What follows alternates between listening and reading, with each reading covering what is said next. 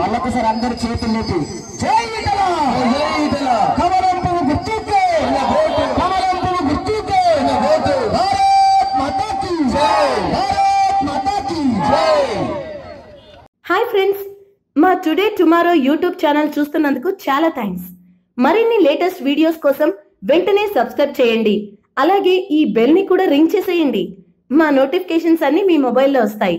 అలాగే మా వీడియోస్ మీకు నచ్చితే లైక్ చేయండి, షేర్ చేయండి, నచ్చకపోతే కామెంట్ చేయండి.